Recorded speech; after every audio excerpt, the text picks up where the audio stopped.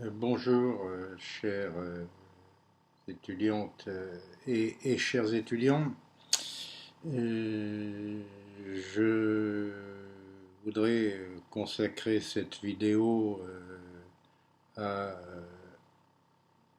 analyser donc la période 43-44 du point de vue des relations entre De Gaulle et la résistance et en tirer les conséquences de l'analyse historique, mais qui repose sur une analyse politique évidemment, euh, parce que ça explique la nature des relations à la libération.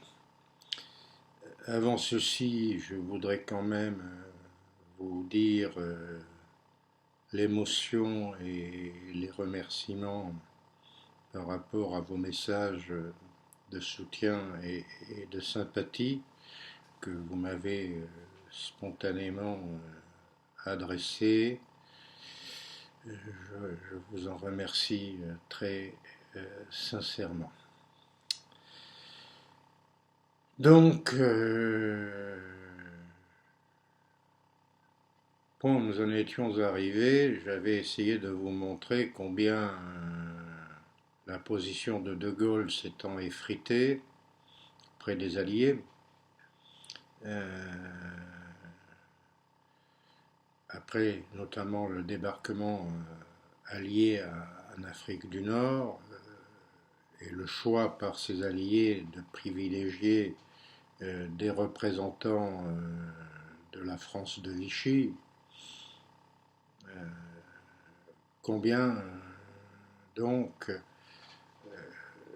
l'enjeu même avait changé et était passé du plan strictement militaire, même si ce plan militaire pouvait apparaître bien illusoire dans la période précédente, à un enjeu politique pour que ceux qui avaient résisté contre Vichy, comme pour le général de Gaulle, il convenait que les héritiers de Vichy ne tirent pas les marrons du feu. Cela passait donc par un renforcement des liens avec De Gaulle et la résistance. La résistance devenait un enjeu de légitimité sans lequel le général de Gaulle ne pourrait pas s'imposer auprès des Alliés. Et c'est ce qui explique, tout autant que la désorganisation des communications et les forces centripètes qui tiraient chacune dans leur sens, ces mois tragiques du premier semestre 43. Tout le rôle de Jean Moulin a été de faire comprendre au général de Gaulle que le moment était venu, même si ce n'était pas sa position initiale, d'intégrer dans la logique de la France libre, devenue la France combattante autour de lui, d'intégrer des cadres qui illustreraient auprès des Alliés, qui administreraient la preuve auprès des Alliés que tout simplement De Gaulle avait le soutien de ceux qui comptaient en France.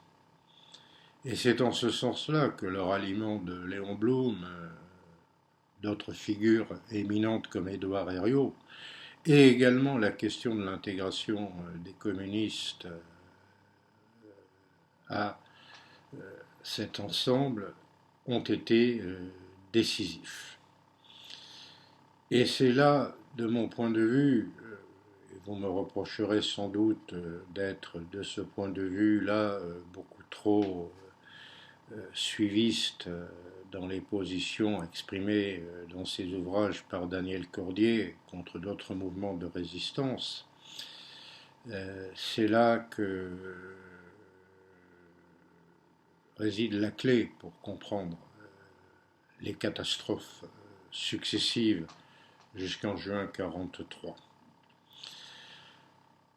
Je vous ai donné, concernant par exemple une de ces missions que j'ai qualifiées de centripète, la mission Arquebus-Brumaire confiée au colonel Passy et à Pierre Brossolette, je vous ai donné l'analyse de mon collègue que je respecte beaucoup par ailleurs, Guillaume Picquety. Et si vous avez lu le document que je vous ai donné, vous vous serez rendu compte que Picquety minimise l'opposition en disant en substance que Brossolette, quoi qu'il en ait eu auparavant, refusait toute force, tout soutien des forces anciennes au profit de la rénovation que seule la résistance aurait dû constituer.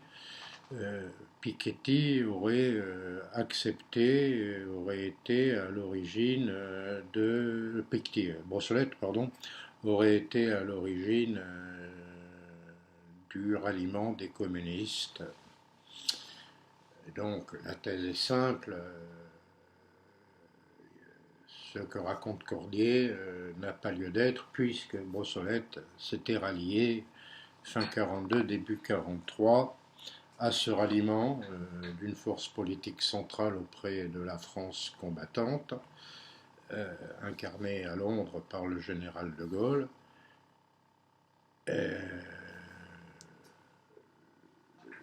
Je tiens là-dessus à être, moi, extrêmement vigilant et extrêmement critique. Qu'il y ait eu des contacts, y compris conduits en l'été 42 par Jean Moulin avec les communistes, c'est vrai. Mais ces contacts n'ont pas débouché sur grand-chose. Et il a fallu une mission, celle du colonel Rémy, homme venu de l'extrême droite par ailleurs, comme Cordier, qui a rencontré des émissaires du Parti communiste, et notamment, pour simplifier à outrance, Fernand Grenier, et Fernand Grenier a, au cours de ses entretiens avec Rémy, obtenu, sans que Rémy ait été mandaté pour cela, que la résistance armée communiste soit considérée comme l'avant-garde des forces françaises combattantes. Et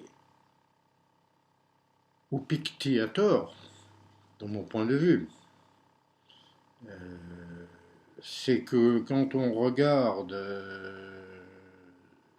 le jugement porté par Brossolette en décembre 1942 sur les engagements pris par le colonel Rémy auprès de la direction clandestine du Parti communiste, Brossolette n'est pas très content.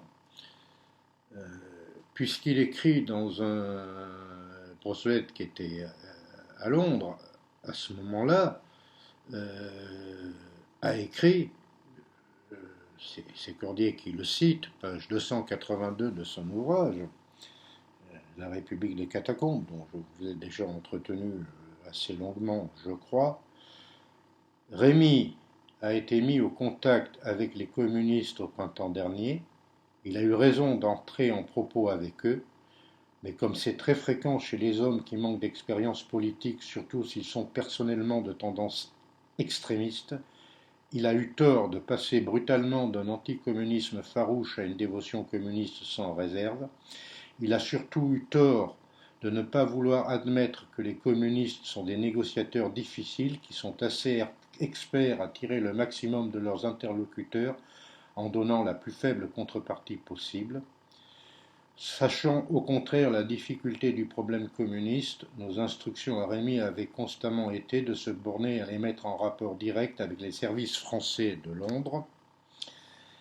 d'abord pour la fourniture d'armes au groupe d'action communiste et pour l'acheminement à Londres de renseignements susceptibles d'être recueillis par les communistes ensuite et éventuellement, une fois la collaboration établie sur ces points pratiques, pour la subordination de l'action communiste à celle des FFC, les forces françaises combattantes, en vue de la libération et, si possible, de la reconstruction nationale. Et la conclusion de ces commentaires, je répète, Brossolette était à Londres à ce moment-là, c'est que Rémy a finalement choisi une ligne personnelle, de sorte que lorsque, suite à ces contacts, Fernand Grenier, émissaire du Parti communiste, arrive à Londres, c'est un petit peu la politique du fait établi. Que De Gaulle accepte, parce que De Gaulle a parfaitement conscience de l'état de défiance qui est le sien par rapport aux Alliés. C'est dans ce climat-là qu'il va y avoir la nécessité pour Jean Moulin de se retourner à Londres pour que De Gaulle le confirme comme étant le supérieur, celui qui va organiser, centraliser, coordonner tout cela. Et bien évidemment, c'est indissociable des débats sur la création du Conseil de la Résistance. Pour De Gaulle, comme pour Moulin, pour régler cette question-là, deux conditions sont nécessaires. D'abord, que De Gaulle assoie son autorité sur la résistance, ce qui suppose des compromis. Et la nature de ce compromis, c'est à la fois la création du Conseil de la Résistance, je vous en ai déjà parlé, inutile d'insister, et la création d'une armée secrète en France, placée sous les ordres du général de Lestrin, que Moulin et De Gaulle ont choisi dès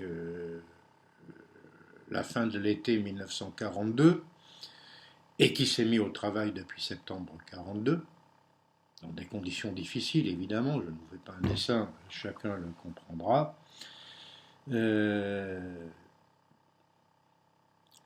Fort de cela, deuxième enjeu, il faudra réduire l'influence du général Giraud.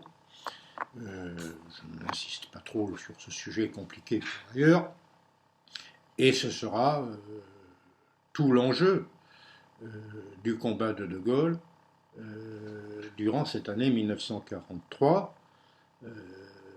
Et la solution proposée, c'est que De Gaulle soit le chef politique et que l'on donne comme os à ronger à Giraud le commandement militaire,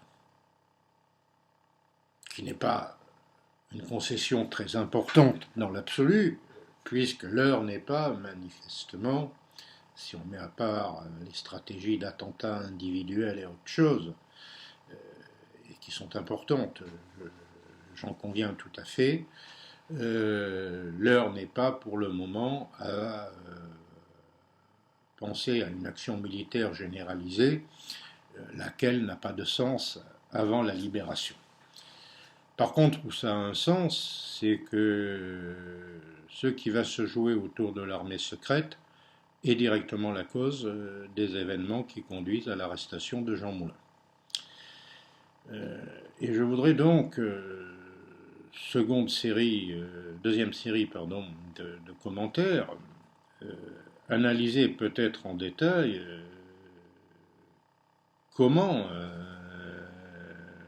dans cette arrestation, involontairement bien sûr, mais avec beaucoup d'imprudence, et l'imprudence va se conjuguer à la trahison, des membres de mouvements qui avait très mal accepté la suggestion à De Gaulle et à Moulin, vont œuvrer pour tenter de reprendre le contrôle, euh, pour renforcer leur influence. Et ce travail centripète va réellement avoir des conséquences particulièrement tragiques. Le 16 janvier 1943, je m'excuse de rentrer dans les détails, mais je ne vois pas comment faire autrement. Le 16 janvier 1943, un membre de combat, René Hardy, est présenté au général de Lestrin, fort du soutien d'Henri Freinet, de Claude Bourdet, homme, je le répète, éminemment respectable, mais dont ce n'est pas un secret que de dire qu'il refusait toute forme de centralisation. Hardy est un homme brillant et il est nommé responsable du 3e bureau de l'armée secrète par de Lestrin le 16 janvier 1943, avec une charge tout à fait capitale. Et je ne vous fais pas un dessin, vous êtes suffisamment sioux pour me comprendre immédiatement. La charge de la centralisation pour l'armée secrète des questions liées au chemin de fer. Donc au moyen de communication, bon, c'est un enjeu stratégique tout extrêmement important. Et Hardy fait partie de ceux qui, donc, avec le réseau combat, entre autres, Freinet, Bourdet, que je viens de citer, ont eu beaucoup de mal à avaler durant ce premier semestre 1943 la pilule que Moulin leur a imposée grâce à l'autorité du général de Gaulle, la création du Conseil de la résistance d'une part, l'armée secrète d'autre part. Le 7 juin 1943, dans ce climat-là, je vous passe tous les détails, les missions parallèles, l'envoi de Freinet à Londres à la demande de Jean Moulin pour un petit peu l'écarter des problèmes dans la France occupée, tout en le flattant autour du général de Gaulle, enfin bon, tout enjeu politique complexe mais basique. Le 7 juin 1943, René Hardy est arrêté dans le train Lyon-Paris. Il partait normalement pour organiser des sabotages dans le chemin de fer de la zone nord, même si l'ensemble du territoire national est désormais occupé, depuis novembre 1942, comme vous le savez. Il est arrêté par des agents allemands, eux-mêmes issus de réseaux dans la région marseillaise, qui ont été arrêtés et retournés par les services de sécurité du Reich. Et René Hardy est directement confié le 10 juin à Klaus Barbie. Les mêmes agents profitent d'ailleurs, qui se trouvaient dans le train, partaient en fait à Paris pour arrêter le général de Lestrin, ce qu'ils feront le 9 juin. Il faut savoir que les conditions même de l'arrestation de Lestrin témoignent pour le moins d'un grand amateurisme, d'une irresponsabilité et d'une inconscience qui ne peuvent que conduire tout esprit raisonnable à se poser des questions. L'un des membres de ce réseau, Aubry, avait vu sa boîte aux lettres clandestine être piégée par les Allemands. Aubry s'en était tiré un petit peu par miracle, et sa secrétaire également. Et Aubry avait omis de signaler, excusez du peu, au général de Lestrin que dans cette boîte aux lettres se trouvait l'agenda du général de Lestrin, l'agenda prévisionnel du général de Lestrin, et circonstances aggravantes en clair, si je puis m'exprimer ainsi, pas en langage codé. On peut d'ailleurs s'interroger sur la signification du fait qu'Aubry omette de dire au général de Lestrin que les Allemands ont toute connaissance de son rendez-vous du 9 juin 1943 dans le quartier de la Muette à Paris, et évidemment de Lestrin est arrêté. Il faut donc dans ces conditions-là nommer un successeur. Il n'y a pas Internet, il n'y a pas de téléphone, il n'y a pas de liaison sûre. Et quand Moulin apprend la catastrophe qu'est l'arrestation de Lestrin, il décide, toujours au nom de la même logique de centralisation des liens entre l'armée secrète et le Conseil de la Résistance au service du général de Gaulle, de garder l'information secrète, à la fois pour des raisons de sécurité évidentes dans la clandestinité, mais également pour des raisons tactiques, le temps qu'il puisse nommer son successeur, et il propose à des gens sûrs, donc Raymond Aubrac, bien évidemment, des gens dont il était proche, Lara, Schwarzfeld, Lassagne, Lacaze, de se rencontrer le 21 juin 1943 dans les environs de Lyon, à Caluire, dans la villa d'un médecin, le docteur Dugoujon. Des membres de combat, notamment Aubry, aussi de Bénouville, vont manœuvrer de manière, on va employer un vocable neutre, irresponsable, pour que Hardy, qui n'était pas convié, participe à cette réunion. Ce que Jean Moulin ne sait pas. Jamais Jean Moulin ne se serait rendu à cela, surtout que l'on commence à savoir que Hardy a été arrêté, qu'il est sorti des services de Klaus Barbie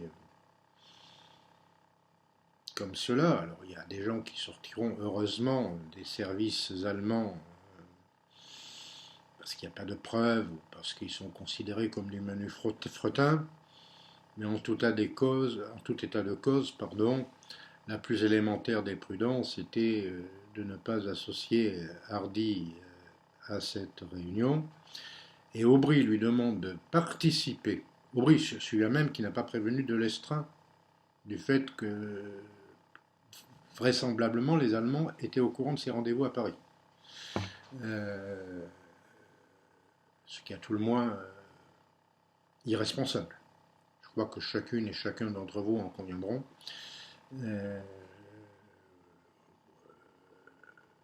Aubry demande à Hardy, jeune homme brillant, je le répète, qui sait argumenter, qui, du fait de son rôle dans la centralisation des actions militaires possibles sur les chemins de fer apparaît comme un technicien dont l'avis est tout à fait important pour désigner le successeur du général de Lestrin. Bon, je vous laisse en tirer les conclusions qui s'imposent.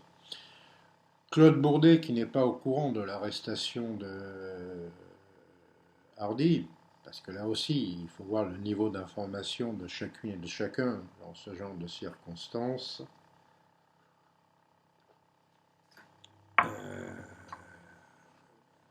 Bourdet milite également pour que Aubry soit assisté de Hardy, et c'est une façon également de dire merde à Jean Moulin, de dire mon vieux, tu nous avais imposé de Lestrin, l'armée secrète, il y a cette catastrophe qui est l'arrestation de Lestrin, tu ne nous as pas informé et tu veux nous imposer à nouveau quelque chose, on ne se laisse pas faire.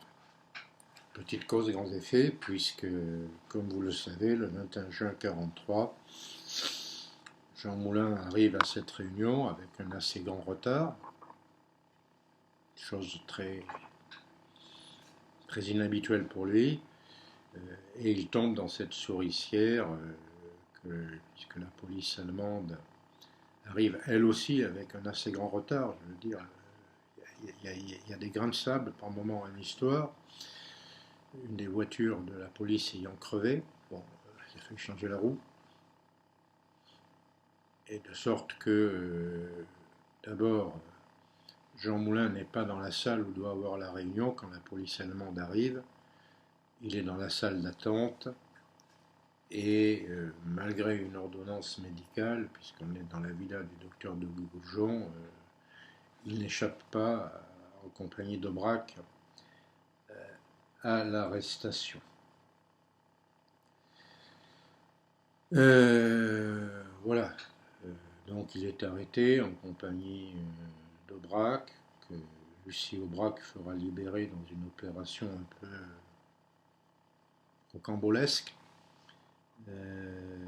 avec donc Lassagne, Schwarzfeld, Lara qui seront déportés, seul Lassagne en reviendra, avec Lacaze et le docteur Dugoujon qui seront libérés après avoir été sérieusement secoués et torturés le 17 janvier 1944, parce que voilà, Lara, Lassagne et Schwarzfeld seront déportés, seul Lassagne en reviendra. Et au cours de cette arrestation, également, Hardy est arrêté. Curieusement, il est le seul qui soit vaguement ligoté dans le dos, alors que tous les autres sont menottés. Et je crois vous avoir déjà raconté les circonstances plus que troubles dans lesquelles Hardy parviendra à s'échapper. C'est dans ces circonstances-là donc que Jean Moulin est arrêté. Quelques mots quand même. Transféré au Fort Montluc à Lyon, il est placé entre les pattes de cette saloperie qu'est Klaus Barbie. Torturé, il atteindra toutes les limites de la souffrance sans trahir un seul secret, comme dira André Malraux, lui qui les savait tous. Les témoignages, notamment celui de Christian Pineau qui verra Jean Moulin remonter du sous-sol dans un état lamentable du fait de la torture. Voilà. Christian Pineau attestera que Jean Moulin, qui ne peut plus parler mais qui pourrait encore écrire, dessinera la caricature de lui qui était un artiste et un amateur d'art éclairé, dessinera la caricature de son bourreau. Voilà. Dans ces conditions-là, ayant fait peut-être trop de zèle, Barbie se rend compte que peut-être il a gâché en massacrant Jean Moulin l'occasion de lui extorquer des aveux. Donc il s'est fait sérieusement taper sur les doigts et on transfère Jean Moulin en direction de Paris pour être beaucoup plus, pour essayer de le retaper et pouvoir lui faire cracher ses aveux et ses renseignements. Mais son état est tellement grave que les Allemands essayent de le transférer vers l'Allemagne. Et vraisemblablement, Jean Moulin meurt dans le transport le 8 juillet 1943 en gare de Metz. Voilà. Donc directement, si vous n'avez pas l'état de conflit et de confusion issu de la période précédente, vous ne pouvez pas comprendre, personne ne peut comprendre les tenants et aboutissants de l'arrestation de Caluire, 21 juin 1943. Ça entraîne, du point de vue du général de Gaulle, une réaction très importante. C'est que les deux structures sur lesquelles il comptait s'appuyer, Jean Moulin comme président du Conseil de la Résistance et le général de Lestrin comme chef de l'armée secrète, dans sa lutte pour être reconnu par les Alliés et également dans le lien organique avec la résistance dont il avait besoin, le général de Gaulle a perdu ses deux atouts. Et je crois en conscience que c'est ce qu'il faut que vous gardiez en mémoire pour comprendre la suite du film. C'est que durant toute cette période postérieure, d'une part, le général de Gaulle ne va avoir aucune personne de confiance absolue, absolue. Seul Jean Moulin avait sa confiance absolue. Et seul Jean Moulin était capable de lui dire « vous vous trompez ». Voilà. Et il pouvait parvenir à le convaincre de modifier et d'amender ses positions. Ce qu'il avait fait à plusieurs reprises. Le général de Gaulle va donc devoir, en s'appuyant sur les résultats de la politique définie en commun avec Moulin, et notamment le ralliement du Parti communiste, de Léon Blum et d'autres, engager le bras d'affaires contre le général Giraud et contre les Alliés. Et de ce point de vue, c'est toute la tâche politique du général de Gaulle entre juin et décembre 1943 qui aboutit à marginaliser complètement le général Giraud. Giraud, en plus, n'est pas de taille là-dessus. Disons que de Gaulle va écarter Giraud en utilisant à la fois le ralliement de cadres extrêmement importants qui au départ auraient été plus proches de Giraud d'ailleurs que de Gaulle. Je pense à des gens comme Maurice Couve de Murville, je pense, bon, on pourrait multiplier les exemples. Mais par définition, tout occupé à cette lutte à Alger contre Giraud pour prendre le pouvoir, de Gaulle n'a plus d'homme de confiance réellement avec la résistance et il va donc prendre ses distances avec le Conseil de la Résistance, d'abord en laissant dans l'ignorance et en dépit des messages à la fois poignants et dérisoires l'adjoint de Jean Moulin, Céreul, euh, durant tout le second semestre 43. Je vous passe sur les détails, la mission de Jacques Bingen, des choses comme ça. Bref, le Conseil de la Résistance va se trouver réduit à une position où, du fait de l'absence de Moulin, le général de Gaulle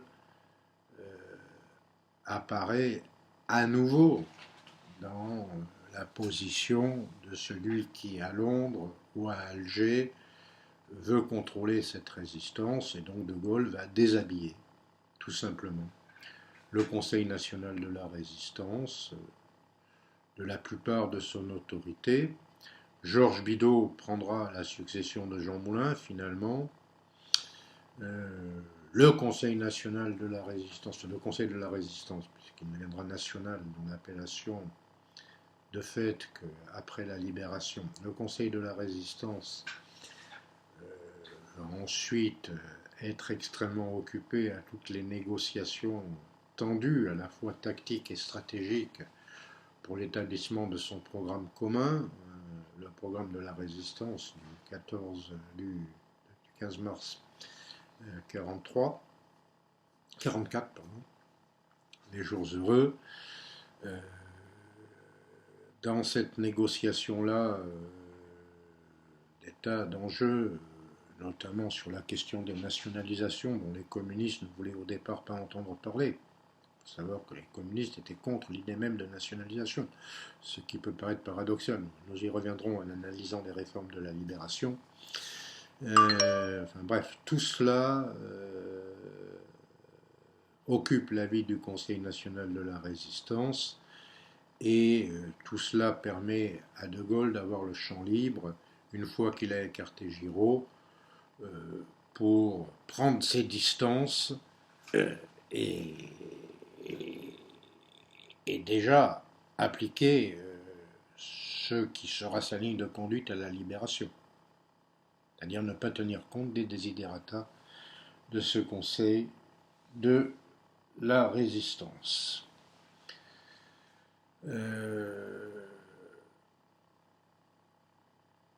Idem pour ce qui va succéder à l'armée secrète, qu'on appelle le COMAC, le commandement militaire des forces de la résistance, lequel sera placé sous la houlette des forces françaises de l'intérieur. C'est dans ces circonstances-là que De Gaulle va s'imposer à la libération. C'est dans ces rapports de force-là. Le Comité français de libération nationale, les forces françaises combattantes, la création d'une véritable armée française jouant un rôle important auprès des Alliés, et qui font que toutes les forces françaises de la résistance devront, bon gré mal gré, être intégrées à cette armée française, être placées donc sous l'autorité des FFI, des forces françaises de l'intérieur,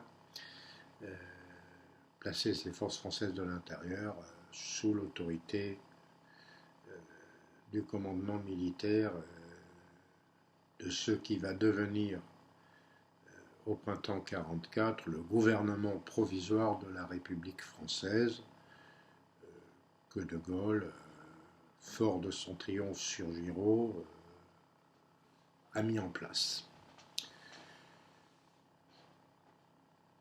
Alors, bien évidemment, cela peut donner lieu à des tensions et à des conflits. C'est évidemment le cas pour le rôle militaire que ces forces de l'intérieur doivent jouer à compter du débarquement. J'ai déjà signalé dans l'analyse du livre de Cordier, La République des catacombes, combien les ordres donnés par les Alliés en juin 1944 avaient eu des répercussions particulièrement tragiques et sanglantes sur